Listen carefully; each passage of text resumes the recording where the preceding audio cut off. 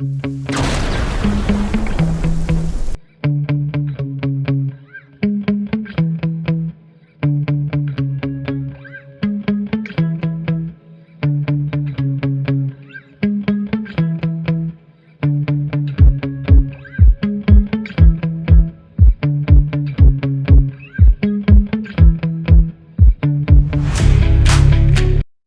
hello, my paranormal peeps, and welcome back to another Anything Goes Paranormal podcast. My name is Matt Harvey.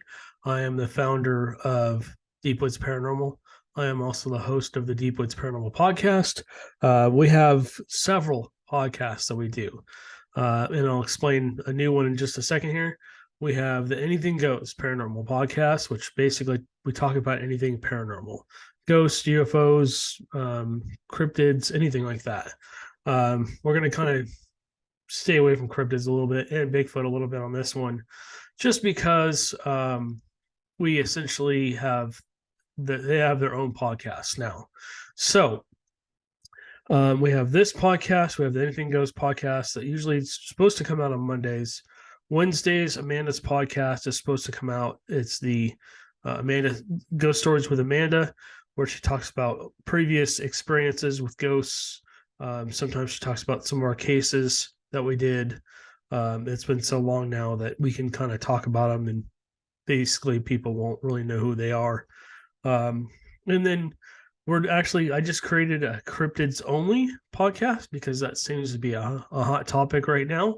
And people seem to really enjoy me talking about cryptids. And then, of course, there's the Bigfoot Only podcast, which is a cryptid, but it's probably one of the most famous cryptids out there. So it has its own thing. I'm thinking about doing a fifth podcast. I just don't know what exactly you guys want to hear about. So on the cryptid ones, we'll be talking about Dogman, Goatman, Lizard Man, Ant Man. What else is there? There's like Loch Ness Monster, lake monsters, river monsters. There's all kinds of cryptids, and we'll talk about that on the podcast for Saturday. That'll probably release on Saturday. Tomorrow, I'll be releasing the Bigfoot Only podcast, and then Saturday you'll get that other one. What I'm trying to do is Monday through Friday, do podcast every day. Hopefully not more than about a half an hour. I know we start to lose people after about 5 or 6 minutes. So anyways, thanks guys for listening to me ramble on. We've got a lot of new, not only listeners, but viewers on our podcasts, both on our audio podcast and our YouTube channel, our Rumble channel. Sometimes we'll put stuff on other places too. But essentially, we're going to be talking about anything paranormal on these channels. Yeah, Bigfoot, UFOs, ghosts, demons, haunted locations, you name it. If it's paranormal in nature, we'll be discussing it.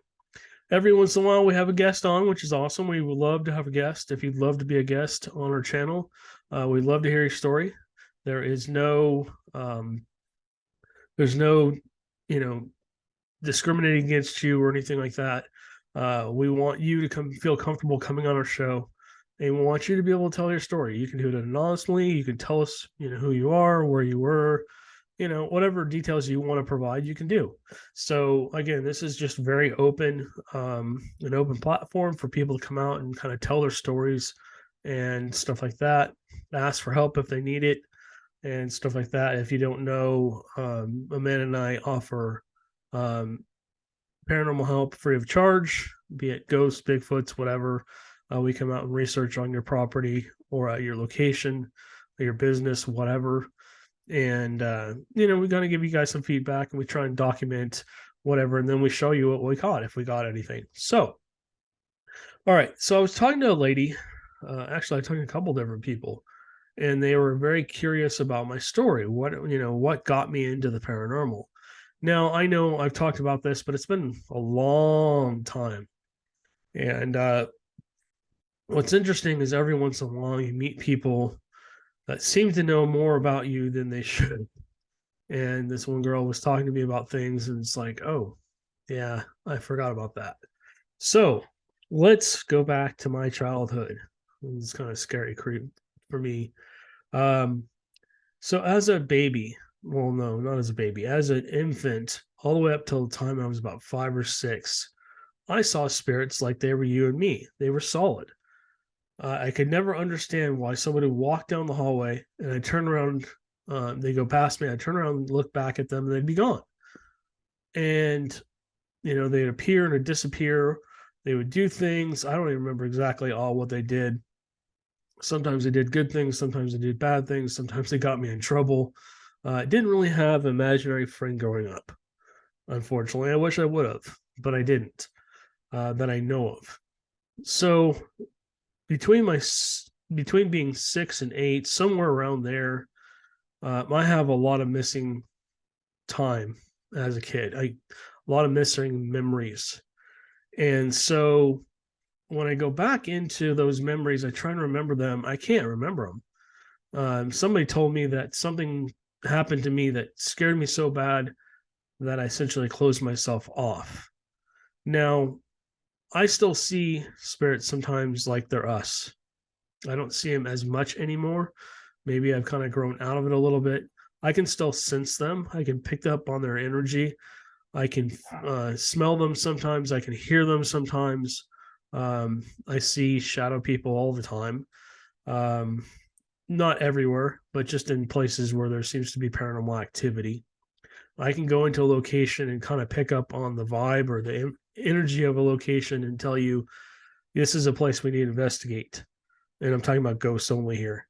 Um, I wish I could do that with Bigfoots or UFOs or whatever and say, hey, yeah, there's going to be a UFO here tonight. Nope. I wish that was happening. We would get some cool evidence probably. But if there's anybody out there like that, let me know. Come on over to Texas. We'll take you out to those locations and we'll try and document whatever's going on. But anyways, so like I said, between 6 and 8, I don't know exactly what happened, but I had something happen to me that must have scared the me to the point where I said, okay, I'm not gonna experience this anymore. All the way up till it just never stopped.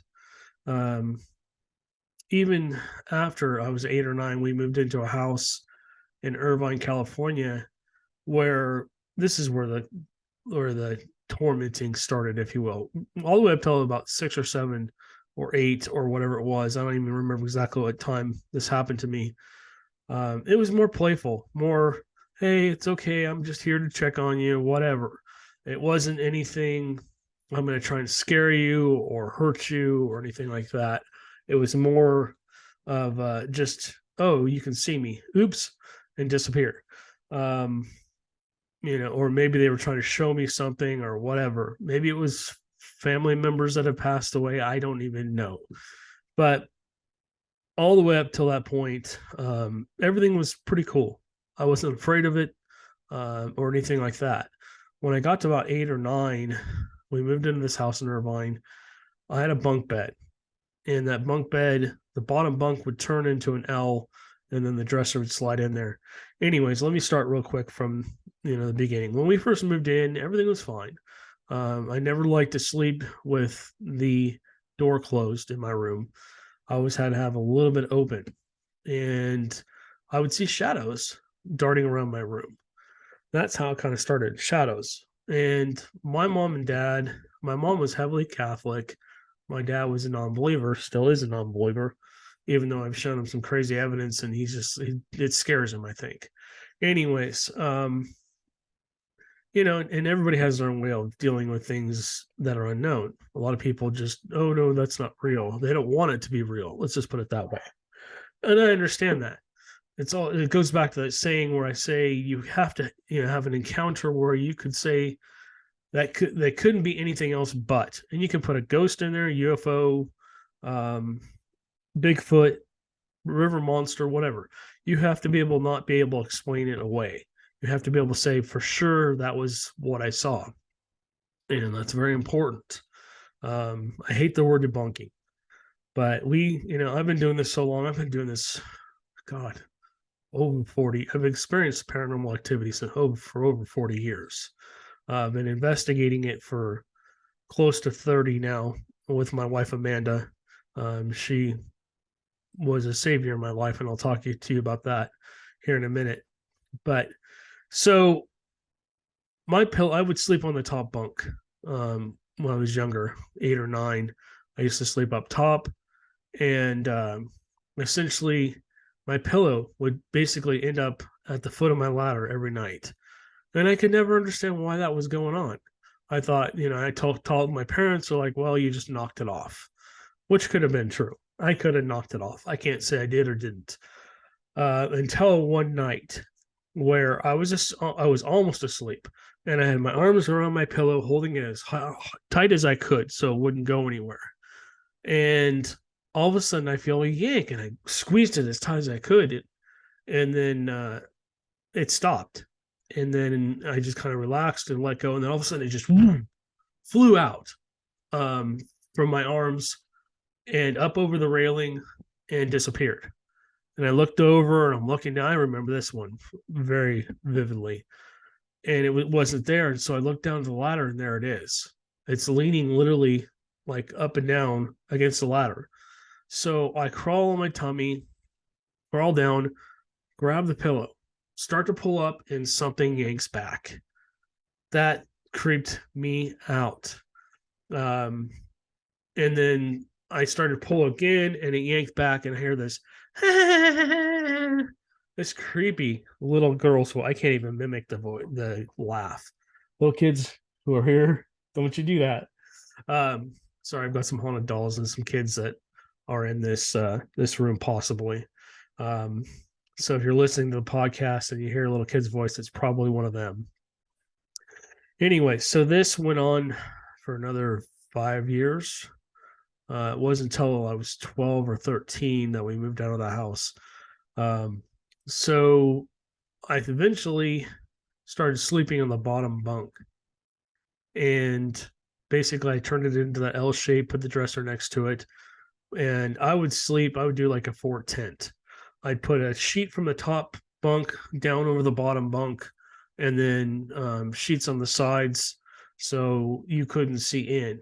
And it was like a fort in there. It was big, with the extra room, because the bunk was turned sideways. The dresser in there, it felt like I was safe.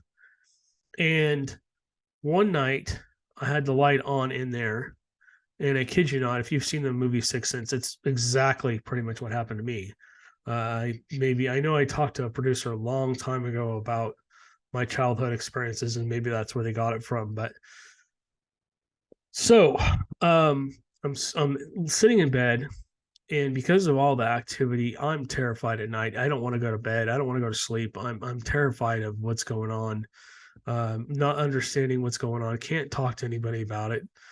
Back in the 80s, I mean, you brought up the word psychic, ghost, medium, any of that stuff. They basically put you in a home, not in a good home, in a mental facility or something. So, and I went to my parents put me through therapy because they thought I was a little, cuckoo up there. But as I've gone on, I've realized I wasn't cuckoo. Anyways, so I'm sitting there with the light on inside the fort tent. I think I had a little radio on because I couldn't sleep. The main things that happened to me as a kid was hearing the whispering. Couldn't make out what the hell it was saying. My hearing back then was pretty good. My hearing sucks now, but I do wear hearing aids, so my hearing level is up higher than it used to be. It's above average.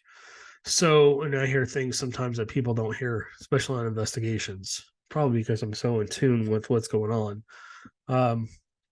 So I was sitting there, and all of a sudden I see like the silhouette of somebody walk by, and it creeped me out. It didn't touch the blanket or the sheet or anything. But I know my door was closed. I would have heard my door open. It wasn't my brother, my mom, or anybody coming in. It was just something walking by. Now, find out later, I believe that home was built on Indian burial ground, and they didn't move the bones. Back then, they just basically built right over them. Now it's a bigger thing. They have to move everything religiously, which is awesome. It's what they should do. Um, and then basically have the tribes come and move the bones for them and stuff. But it still leaves energy there because the spirits have been disturbed. So my closet door used to open and close on its own. I used to see shadows come out of there and then just disappear. They would dart around the room. And when the bottom bunk was on, sometimes I would feel like kicking on the bottom of my mattress on the top, and stuff like that. I hear somebody like down below. It was creepy as hell. Um, and then as I got older, we moved into a rental home, and that I haven't really talked about this ever.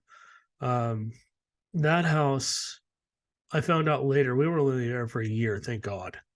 But I found out later that the guy that lived there before us, his family rented the place out because he died in the house. He had a heart attack and died.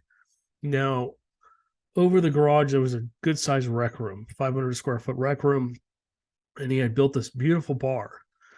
And the room I stayed in was small. I got my pick of rooms. I could have taken the bigger room. I chose a smaller one because I knew we weren't going to be there very long, and I didn't have a whole lot of stuff that I brought over with me. Excuse me. So my parents felt bad for me, and they let me sleep in the rec room, which was awesome. I slept on the pull-out bed and got to watch TV in there and stuff. After everybody went to bed, I would turn the TV on. So one night, had to be 2 or 3, 4 o'clock in the morning. I'm awakened by the sound of like bottles being shaken. And I look around the room, I look over the bar, and I see these bottles come up over onto the bar itself and get set down. And that's the noise I was hearing. And then after that, about a second later, this guy, the head of the guy pops up. I can still see him clearly today. He had bald head, shaved face. And he looks over at me and he's like got this really angry face. And it's like, oh crap. He sees me. He knows I can see him. And then he disappeared. The bottles and him disappeared. And I didn't find out till later that he had died in the house. My grandma got sick and unfortunately passed away about 6 to 8 months before, while we were living there. She spent about 2 months, 3 months in the hospital. And we basically slept in my parents' room the night before she passed. My brother and I slept in my parents' room because if something happened, we wanted to go with my dad to the hospital and say our goodbyes and stuff like that. Unfortunately, we did say our goodbyes, but unfortunately we weren't there when she passed. So the night she passed, I basically started hearing this male voice say, and I've never talked about this, except for with, I think, Amanda. So this is kind of therapy for me, so bear with me. This is hard to talk about. Scared, just frustrating to me. If I had known what I know now back then, I probably could have crossed him over and helped him get to the peace he needed. But he started telling me, just in my head, and I say that spirits are just energy. They can manipulate electronic devices and stuff like that. One thing that people don't realize is that our body runs off electric currents. Our brain's like a computer, and it sends electric currents through our body to make us talk, walk, whatever. And so I think they're people that are more sensitive to spirits. They're able to manipulate our brainwaves a little bit better so that we see things, hear things, feel things, predict things, whatever. I don't want to get into the psychic side of things. Anyways, I start hearing, get out, get out, get out. And it's just constant. And this is probably about 2 or 3 months after I saw him.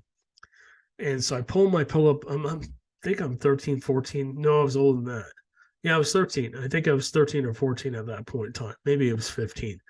So you can see the Raggedy Ann doll behind me. Oh, that's creepy.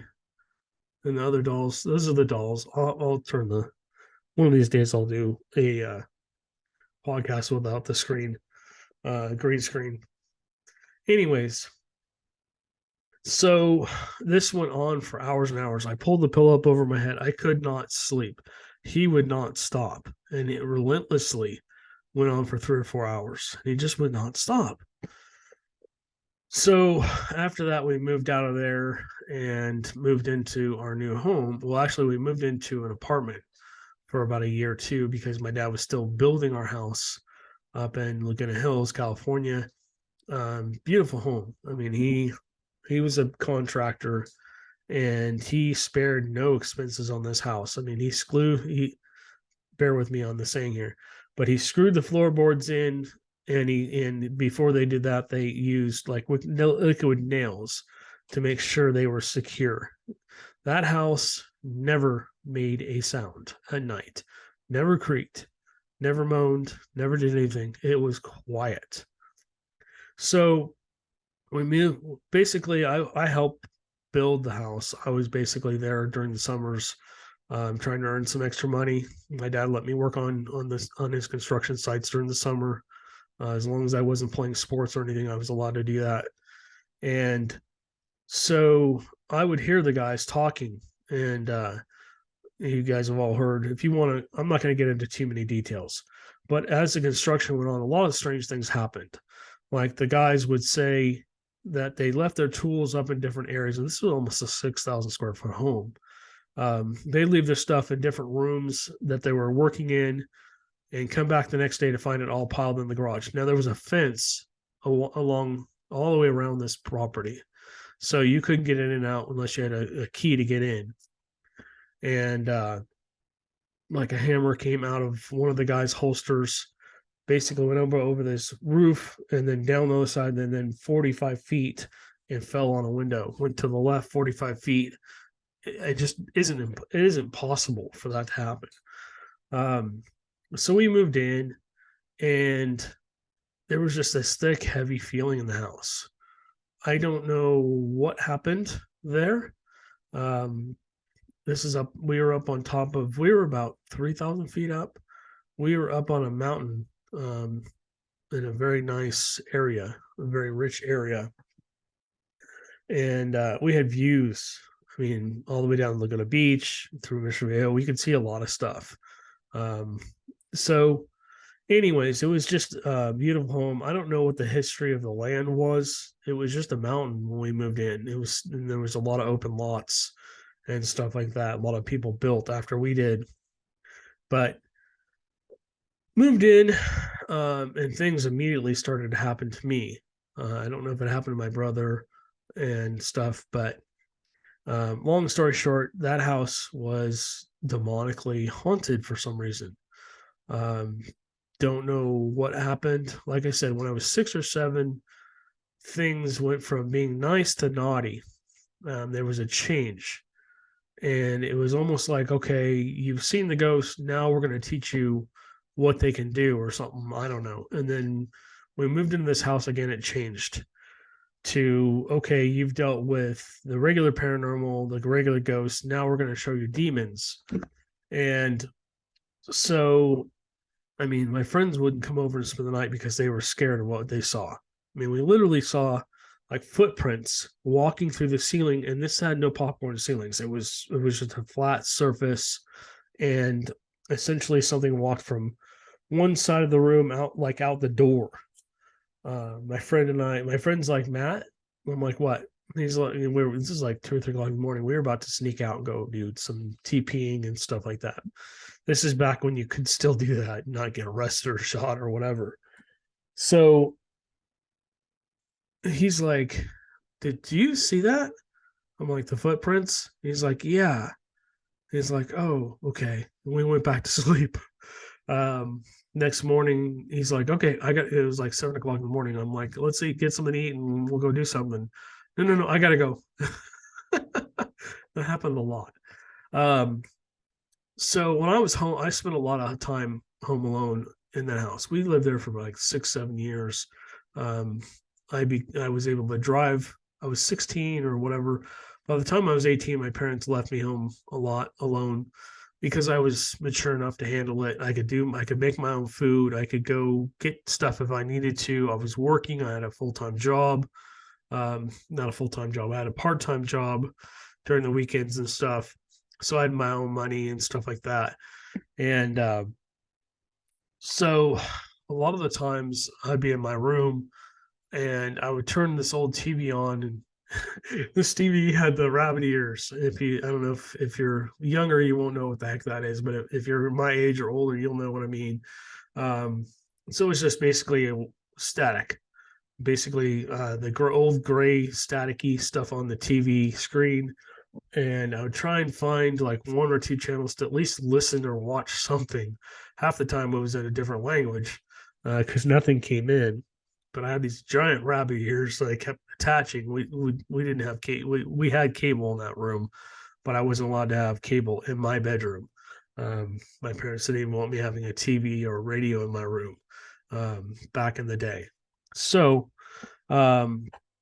essentially, they let me have a TV because I was having a hard time sleeping. And I guess this is another location where my closet door would open and close. I'd hear footsteps above me. I'd hear noises above me. And my dad's like, whoa, it's just some kind of animal. They're climbing up the trees on the outside. I'm like, there's no trees next to the side of the house.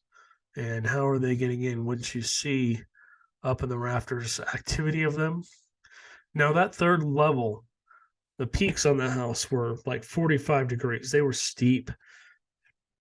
The third level, I mean, it could have been another story in the house. That's what my dad was anticipating doing, is making it a third story. But he never actually did. We never went through and put drywall or anything up there. But he did put plywood, again, screwed with glue, so it didn't make a squeak or sound up on that third level. There were certain places you couldn't walk because there was about a 40-foot drop down into our downstairs living room on the right side. But anyways, there was access through my brother's room. He had a little loft up there, and I would climb up there and go into the area above my room, and I could get all the way over almost to my parents' bedroom, and then I could get all the way down past my brother's room to where the rec room was. We had about a 5,000 square foot rec room, and essentially I would sit there and just look around. I had a flashlight at first, and then I grabbed my dad's big VHS camera. If you've never seen one, look back in some of the older 80 movies, you'll see them. They're massive, heavy, and they take a huge cassette tape and stuff like that. So I go up there, and this does not have night vision. Okay, the night vision was very hard to get back in the early 90s, and so and it was extremely expensive, and there was no reason for most people to have it, so they didn't really sell it. So I'm up there running around with a flashlight, and then finally one day I grabbed my dad's audio recorder, and my dad basically got out of the construction business and became a lawyer again. He had been a lawyer for like 30 years, and he used the tape to basically dictate to his secretary certain things that he wanted her to type up for him. So I thought I grabbed a fresh cassette. Maybe I didn't. And maybe I actually accidentally recorded over what he had put, or recorded afterwards because he was listening back to it. Anyways, I went up there one night and I'm asking questions. I can't tell you what questions I asked. But then this is on a weekend. They weren't home. The next, following Monday, he comes bursting into my room. He's like, "What is this?" And he's holding cassette tape. I'm like, "I don't know. Can I listen to it?" And he's like, "No." "What is this?" I'm like, "Well, I was just recording audio." And he was very upset about that. And then he left. It was like, okay. So I still have no idea what was on there. it was enough to freak him out. He was agitated with it. Anyways, um, so I basically had my like closet door open and close and that in there. I had to go when I had to go to the bathroom. I had to go out down the hallway, past my brother's room, and then basically the bathroom was down by the rec room, which I just talked about a little while ago. It was about 30, 40 feet away. I was terrified. I was so scared to go to the bathroom. I had a flashlight and I'd run down the hallway as fast as I could, lock the door behind me, turn the light on, go to the bathroom, and then, of course, clean up after that. And then, I would be hesitant to unlock the door and run back to my room because I just felt like something was watching me or following me or wanted to do something to me. I didn't know. It was not a comfortable feeling. It was, like I said, the house had a thick, heavy feeling. It was scary most of the time. And so as time went on, I started seeing a cloaked figure. Now I know it's not death, but it looked like it. Maybe it was projecting itself in a certain way just to scare me. It was basically a skull with a cloak over the top of it, had bony fingers. And this one time it opened my closet door and it was just black. I couldn't even see inside my closet. And you could see everything else around it. You could make out items and stuff on in basically around the room, but it was black. And then this thing comes floating out, and then all of a sudden the front of my bed starts shaking, and boom, falls. Then this thing reappears and floats back in my closet. Now I've told this story a few times, so again, this is just for the people that are just coming onto our podcast. Thank you guys for doing that. If you're on a YouTube channel, please like and subscribe. It really helps our channel out and helps us get our research out to other people. If you want to share this on social media, we appreciate it. But anyways, hit that notification bell too, because we do try and post 3 or 4 times a week on our YouTube channel. If you're watching this on Rumble channel, we also do the same thing. And then of course over on any platform, I think we're on 60 different platforms for the audio podcast. Everything from Apple to whatever, we're on it. And we're constantly getting invited to new ones. So anyways, this thing floats back into the closet, disappears. The closet door closes and it basically disappears. I wasn't getting up to see what just happened. I closed my eyes when trying to go back to sleep, which I don't think I got much sleep that night. I talked about basically what happened was the front of the bed, there was giant rivets. I had a bed frame, and the rivets on the bed frame were still solid. They didn't break. What had happened was the metal legs got bent up into the frame in mere, not even a second. It just happened almost instantaneously. My friends and I, we could bench press 300 or 400 pounds each. We could not get this thing to move even a quarter of an inch. We tried to bend the other side. There was no way. I apologize for the dogs barking in the background. So another thing that happened, I don't think I've ever talked about this either. Maybe I have. Hot day during the summer. My parents didn't like to run the air conditioning on, too low. I think it was set at 72 or 73, and essentially, I was in the rec room, and I feel a cold breeze go by me. I'm like, what the heck? And then as that happened, I heard a female voice say, Matt. And I look around, I'm going, okay. I just ignored it because that's what I was told to do. Just ignore it. That doesn't work, by the way. I'm not saying to acknowledge it, but don't ignore it. Say, okay, I understand you hear something. I don't know. Do something. So when I didn't acknowledge it, all of a sudden the whole room, it felt like we were having an earthquake, just violently shook. Just that room, only that room shook. I still have no explanation to this day how that happened. And that happened to Amanda too, when she was in there by herself. And I was in the bathroom right next to that room. I didn't feel anything. Anyways, So I go down, I look up, and there's a pool table, and there's a chandelier of the pool table. There's another hanging light there. Both of them are going back and forth like we just had an earthquake. So I run around the corner and I yell down to my mom in the kitchen.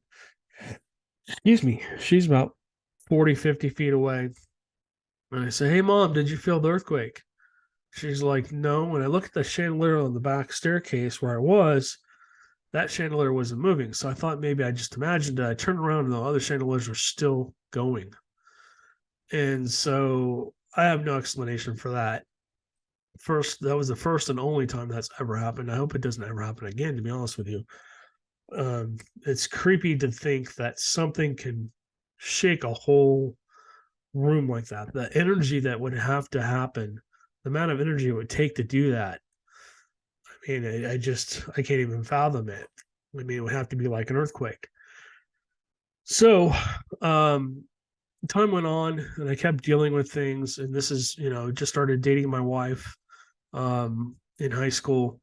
And so one day I'm by myself for the weekend. I think it was a Friday night or something like that, Friday afternoon. I don't even remember what just had happened, but I called her in a panic and I said, come pick me up. I got to get out of here. Let's go somewhere. Let's do something. And she was out with her cousin. And so they pulled up. And of course, I come running out and I'm talking to her, explaining what happened. She's like, calm down, calm down. It's okay. Don't worry. And as we're standing there, I look up, and in my brother's room, we had the wooden blinds. Like I said, my dad spared no expense on this house. It's a beautiful house. And so the wood blinds, the slats, like open on one side, they just had a tilt. And I look up and I can see the cloaked figure. And I looked at her and I pointed at it. She saw it too. And I said, I'm not going back in there. You know, I don't remember what else I said, but she's like, you got to go face your fears. You got to go face this thing. Otherwise, it's going to continue to do this to you. She grew up, I'll let her tell her story maybe on one of her ghost stories, but she grew up in a house where they accepted ghosts and stuff like that. It was more talked about, more of a normal thing for them because her family has psychic people in the family and stuff like that. I don't know my history. I was adopted. So I don't know what my parents, experienced or didn't experience. Oh my goodness, they are carrying on out there. All right. So bear with me for a second, guys. Okay, sorry about that. We have dogs all around us, and all our neighbors have dogs, which is awesome. But my dogs just love some of the other dogs around us, and they go absolutely berserk when the other dogs are out. So I try and keep them outside when I'm doing the podcast. But, anyways, all right. So after I had that experience, I listened to my wife, and basically I started saying, "You're not allowed to do that." I started taking control, and after that point, she and I started exploring different haunted locations in our area: the Queen Mary, um, the Whaley House. We'd spent a lot of time up in LA. We started traveling to like Tombstone and different places like that. We almost every weekend we were at some place that was haunted or said to be haunted. For the skeptics out there, just take that with a grain of salt. Um, and like I said, I don't expect anybody to believe until you had your own encounter. So time went on, and this show called Ghost Hunters came on, and we were at a party one time with a bunch of our friends, and for some reason they were watching TV and they flipped the channel and Ghost Hunters came on. And they started watching and they're like, because some of our friends went with us to these said to be haunted places and spent the night to see if they could experience anything. And sometimes we had experiences, sometimes we didn't. One of my favorite places was the Queen Mary. So they look at me, they turn around and look at me, they're like, "That's what you do. Why don't you have a team?" And I'm like, "Well, do you want to form a group?" And so we formed the California Lake Forest Ghost Hunters, CLF Ghost Hunters. Um, as time went on, if you have your own group, unfortunately people move on and they choose not to investigate the paranormal anymore. Sometimes they go form their own teams. They do, people just do their own thing, which is fine. But you constantly have people coming in and going out, and you're constantly teaching people different things. So I started putting together a group. I started reaching out to different groups in our area. The San Diego group, which is a TAPS family member team. If you know ghost hunters, you know the TAPS family member teams. We also reached out to a group up in Los Angeles, two groups in Los Angeles, actually. Both of them were psychic groups. And we spent a long time basically learning how to do research the paranormal. We went with the San Diego group on a couple investigations, and then they came with us on a couple of investigations and basically watched us and helped us get approved for becoming a TAPS family member team. And then, we had our first investigation. A gentleman called me up, and we had a lot of stuff going on in his house. I've talked about that before too. I don't want to make this podcast too long, but that's basically where we got started. About 3 or 4 years after we were the California Lake Forest Ghost Hunters, we dropped the Lake Forest part of it and just became the California Ghost Hunters. At that point, we had, I think we had 28 to 30 people in our group at certain points. But we needed that many people. We were doing like 8 or 10 investigations a month. We were going out on Friday night, Saturday nights, sometimes on both, sometimes multiple teams going out on those nights, and helping people in their homes. We got to the point where we were doing so many cases that people started to burn out. The people that had been with me for a long time, they're like, I got to take a break. This is too much. We were basically investigating on Friday, Saturday night, and by Wednesday or Thursday of the following week, we were sitting down together and doing kind of like a Skype conference call where we were presenting evidence and looking it over and saying, okay, yes, this is real. No, this isn't real.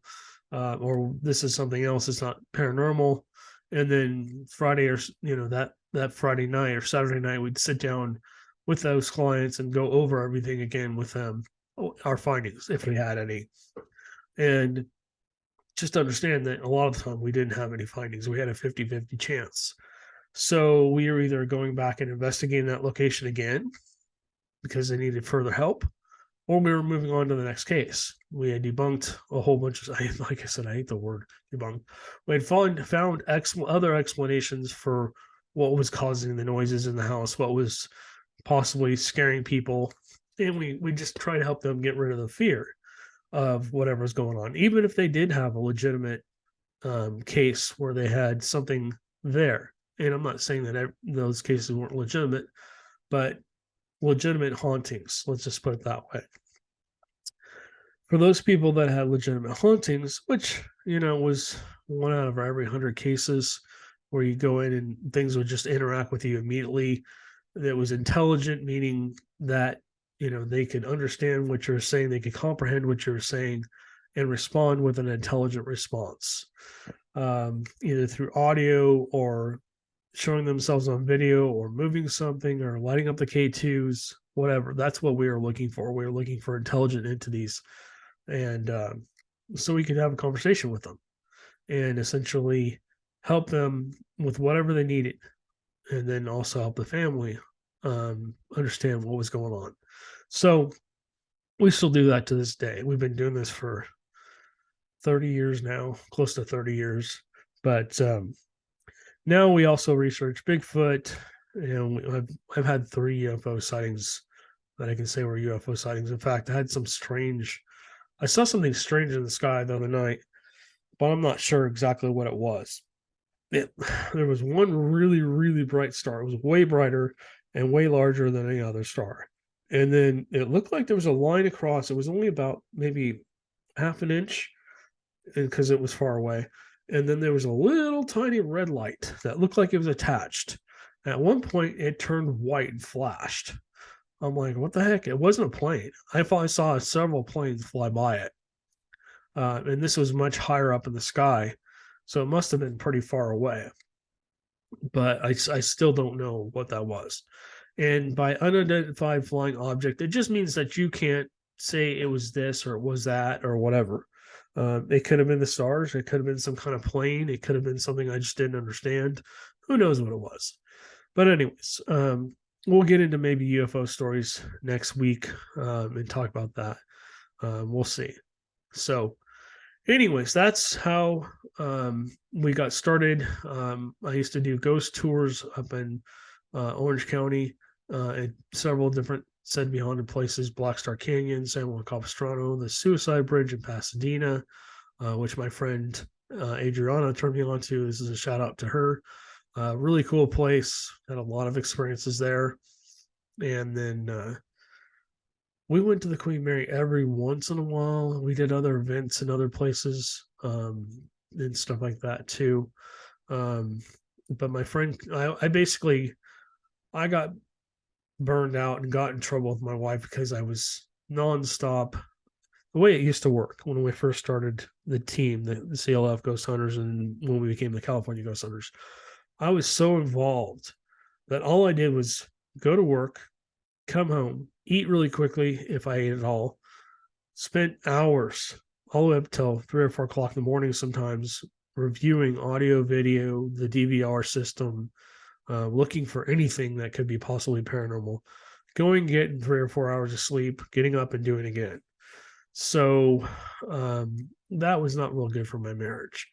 And thank God Amanda's still with me. But yeah, she didn't like that too much. And unfortunately, that was pretty sad that that happened that way.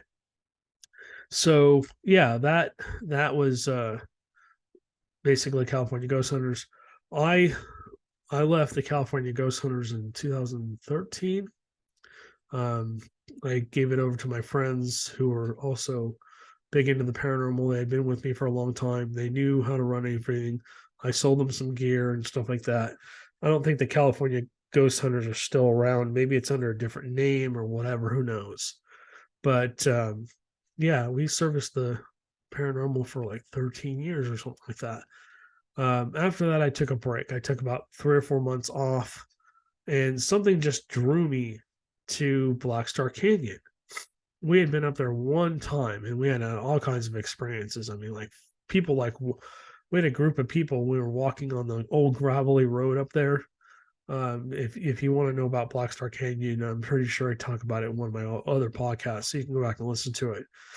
But anyways, it's basically a fire access road out in the middle of the Cleveland National Forest. Um, Basically, there's old mines up there. They used to mine for low grade coal. The name of the mining company was a Black Star Mining Company, which is where Black Star Canyon got its name from.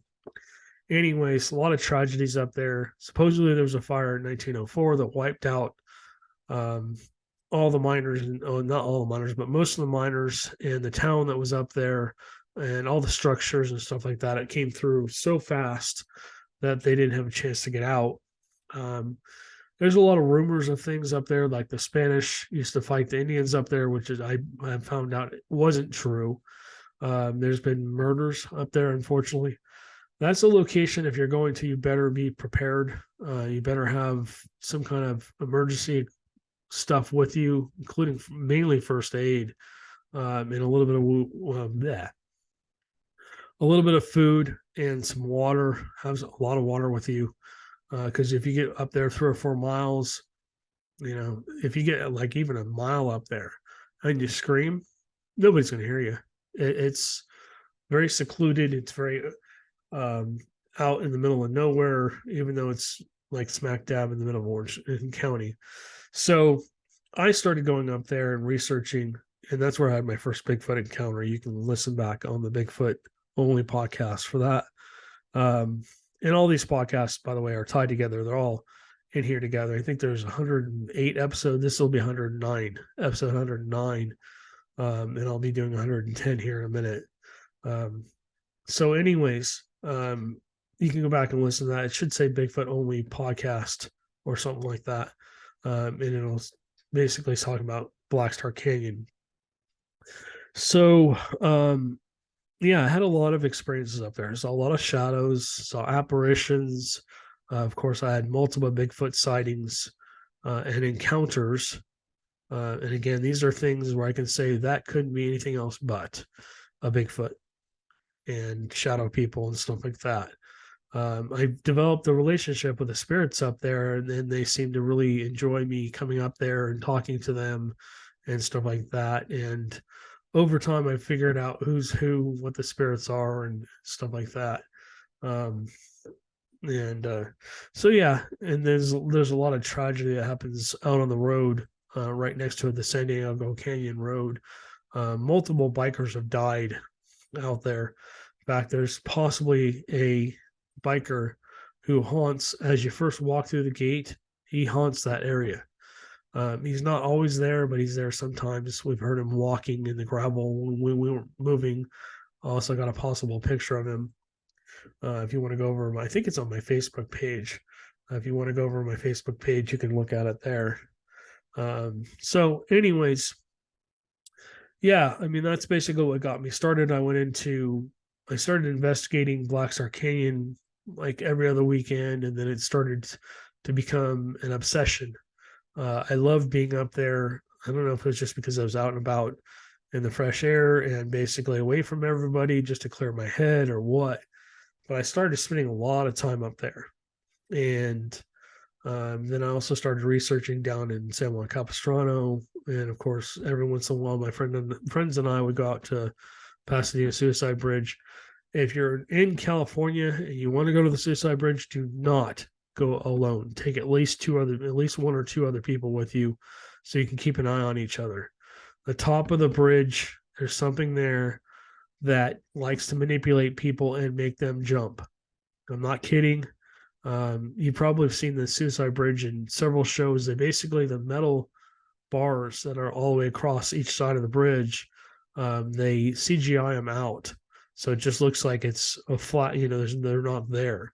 But if you go down to the end on the left side, there's an area where a lady threw her baby off during the Great Depression. They say it was 140 deaths, but I think there's a lot more than that. A lot of people jumped to their deaths.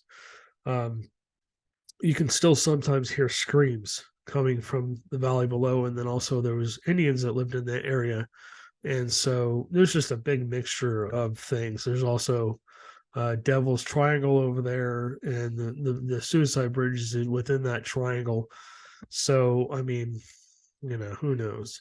Anywho, just be careful if you go to any of these locations, especially the Suicide Bridge. Like I said, do not go alone. It's not safe. And like I said, you guys, if you go out there, especially when you're on top, make sure you keep an eye on each other. I don't even know if you can go to the bottom anymore. I think they've blocked it off so you can't get down there. All right. So, yeah, basically, I started doing tours at these locations. My friend Chris, after a couple of years, I decided to move on from doing tours, and my friend Chris took that over. However, I continued to investigate those locations all the way up to the time we moved to Texas about 4 years ago. So, yeah, we after I left the Orange County Ghosts and Legends, I think basically I created Orange County Ghosts and Legends Paranormal. And then my friend and Chris and I went to, God, so many places. If you're ever out in Peach Springs in Arizona, make sure you stop by the Grand Canyon Caverns. That place is haunted. It is haunted, especially down in the caverns. If you're lucky enough to get down there where the lights are off, you hear some creepy crap. You hear people like walking around on the pavement walkway that and you're the only two people down there, and you hear people, your friends standing right next to you, you can feel them standing with you shoulder to shoulder, but you hear people in the distance moving around. Oh man, I have stories of that place. Maybe I'll do a podcast on the Grand Canyon Caverns one of these days. If you're in Orange County or in Arizona or whatever, you might want to reach out to Chris and see if he's still doing oh crap, I'm sorry. See if he's still doing the tours out there or the ghost hunting investigations out there. I know they do walking tours, but Chris, when he goes out there, he'll take you down in the cavern, and I think there's an opportunity for you to sleep down below. I don't know how much it costs, but it's worth doing. So yeah, look up the Grand Canyon Caverns if you haven't. Like I said, I might talk about that just on its own episode because there's so many things that happen there.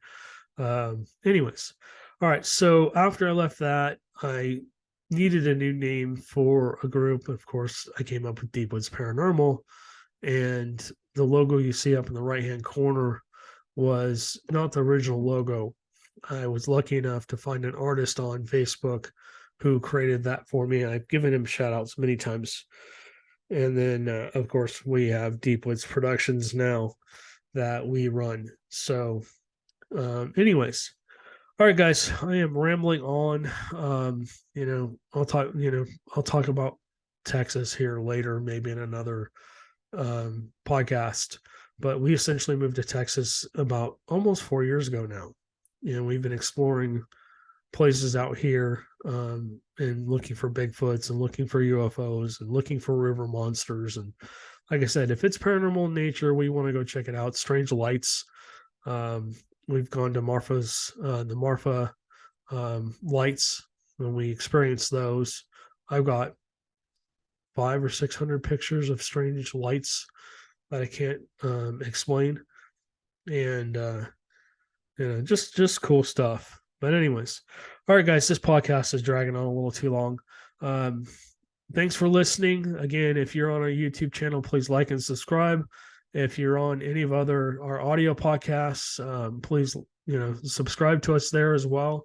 If you want to leave a comment, we're on 60 some odd platforms now, and we continue to grow. So best way to get a hold of us if you want to become a guest on our show is either through Facebook. Go look up Deep Woods Paranormal, look up Matt Harvey. You'll see my ugly mug. Or you can go on our website, deepwoodsparanormal.com, and you can send us a message through there as well. I've given out my cell number so many times, it's not even funny. I think it's on the link below. But all this stuff, my Facebook account, everything is linked below for you guys to go check out. So anyways, all right, guys. Well, we appreciate you. Thanks for listening and watching, and we will catch you on the next one.